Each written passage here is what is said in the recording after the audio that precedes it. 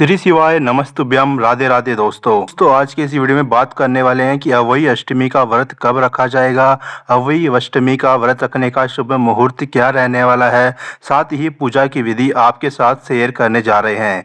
इसलिए इस वीडियो को पूरा देखिए ताकि आपको सभी बातें अच्छे से समझ में आ जाए। वो आपको अंत में बताएंगे कि आपको कौन कौन सी बातों का विशेष रूप से ध्यान रखना चाहिए अवई अष्टमी का व्रत करते समय, जिससे कि आपका व्रत खंडित ना हो। इसलिए इस वीडियो को पूरा देखिए। इस साल यह व्रत 5 नवंबर को अवई अष्टमी का व्रत रखा जाएगा। माताएं अपने बच्चों की लंबी उम्र के लिए यह व्रत रखती है। यह व्रत कार्तिक मास की कृष्ण पक्ष की अष्टमी तिथि को रखा जाता है। यह निर्जला उपवास होता है। साथ ही आप बात करने जा रहे हैं कि पूजा का शुभ मुहूर्त है। अवई अष्टमी का शुभ मुहूर्त है। पूरा दिन व्रत करने के बाद शाम के समय तारों को अर्घ्य दे करके व्रत का पारण किया जाता है। कुछ लोग अपनी मान्यताओं के अनुसार चंद्रमा को अर्घ्य देकर भी व्रत खोलते हैं। तो उनके लिए बता दें कि 5 नवंबर को रात को चंद्रोदय का समय है 11:11 का जो समय है 11:45 पर रहने वाला है।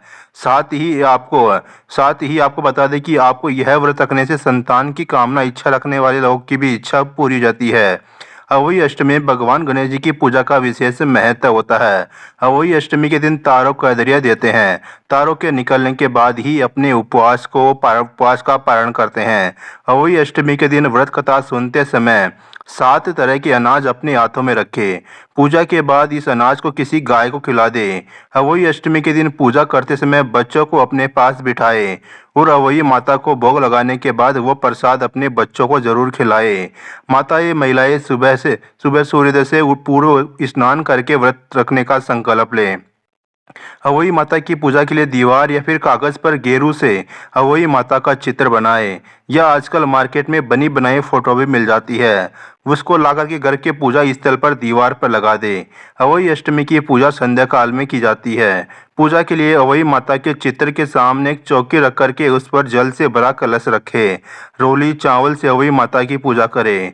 अवई माता को भोग लगाने के लिए महिलाएं दही, आटा, चीनी या गुड़ मिलाकर के मीठे पुए बनाती है। कहीं कहीं आटे के हलवे का भी भोग लगाया जाता है। रोली से कलश पर स्वास्तिक बनाए, 7 टीके लगाए और फिर हाथों में गेहूं के 7 दाने लेकर के महिलाएं माताएं अवई माता की व्रत कथा सुने या फिर पढ़े। पूजा और व्रत कथा सुनने के बाद कलश के जल से तारा दे करके अर्घ्य देना चाहिए। अवई माता की विधिवत पूजा करने के बाद स्याहू की माला धारण करें। स्याहू की माला में चांदी की मोती और अवई माता की लॉकेट होती है। पूजा के बाद महिलाएं बायना निकालती है और अपनी सास या पंडित को देकर के आशीर्वाद लेती है। अंत में पारण अवश्य करें। अवई अष्टमी का व्रत करते समय कुछ बातों का विशेष रूप से ध्यान रखना चाहिए, जैसे कि इस पूजा में खासकर महिलाएं ज़्यादा ध्यान दें। आज के दिन बिना स्नान किए पूजा अर्चना ना करें। इस दिन महिलाओं को मिट्टी से जुड़े किसी तरह का कार्य करने से बचना चाहिए। इस दिन काले, नीले या फिर गहरे रंग के वस्त्रों का धारण नहीं करना चाहिए।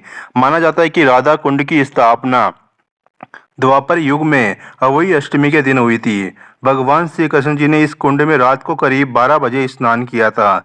इसलिए आज भी यहाँ अवई अष्टमी की मध्य रात्रि में ये विशेष स्नान होता है। इस साल देश विदेश से आए लाखों भक्त यह कुंड के तट पर स्थित अवई माता के मंदिर में पूजा करते हैं और आरती करके कुंड में दीपदान अवश्य करते हैं। मान्यता है कि अवई अष्टमी के दिन यदि ऐसे दंपति राधा कुंड में स्नान करें तो उन्हें पुत्र रत्न की प्राप्ति होती है।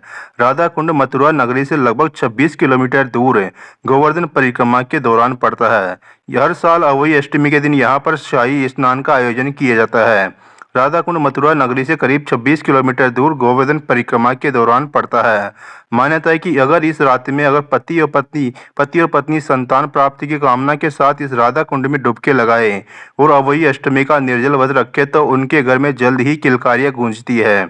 इसके अलावा जिन दंपति को यहाँ स्नान के बाद संतान प्राप्त हो जाती है, वे भी इस दिन अपनी संतान के साथ यहाँ राधा रानी की शरण में हाजिरी लगाने अवश्य आते हैं। इस कुंड में स्नान करते हैं। माना जाता है कि राधा कुंड में अवई अष्टमी के दिन स्नान की परंपरा द्वापर युग से ही चली आ रही है। अवई अष्टमी के दिन अवई माता से पहले भगवान गणेश जी की पूजा अवश्य करनी चाहिए। साथ ही अब बात करते हैं कि अवई अष्टमी की पूजा सामग्री। अवई माता की मूर्ति या फिर पोस्टर या फिर फोटो, माला, दीपक, करवा, अक्षत, पानी का कलश, पूजा-रोली, दूब, कलावा, श्रृंगार के सामान, श्रीफल, सात्विक भोजन, बयाना या फिर चावल की कटोरी, सिंगाड़े, मूली, फल, खीर, दूध व भात, वस्त्र 14 पूरी और 8 पूए अवश्य। इस बात का विशेष रूप से आपको ध्यान रखना चाहिए। साथ ही अब बात करने जा रहे हैं कि आपको कौन कौन सी चीज़ों का कौन कौन सी बातों का विशेष रूप से ध्यान रखना चाहिए, कौन सी गलतियां नहीं करना चाहिए अहोई अष्टमी के दिन। अहोई अष्टमी पर भगवान शिव और माता पार्वती जी की पूजा करने का विशेष विधान होता है। इस दिन आपको माता पार्वती जी की भी विशेष पूजा करनी चाहिए। इस दिन में सोने से बचना चाहिए। वहीं रात में जाकर के भगवान का भजन कीर्तन करना बहुत ही शुभ और फलदायी माना जाता है।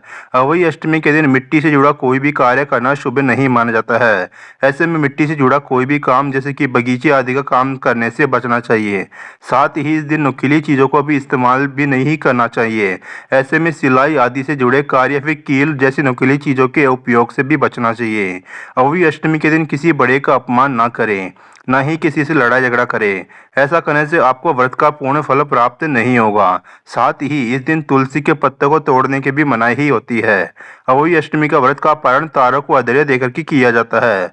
ऐसे में तारों को अधैर्य देते के लिए आप स्टील या फिर चांदी के बने लोटे का इस्तेमाल कर सकते हैं, लेकिन अधैर्य देने के लिए तांबे से बने बर्तन का इस्तेमाल ना करें।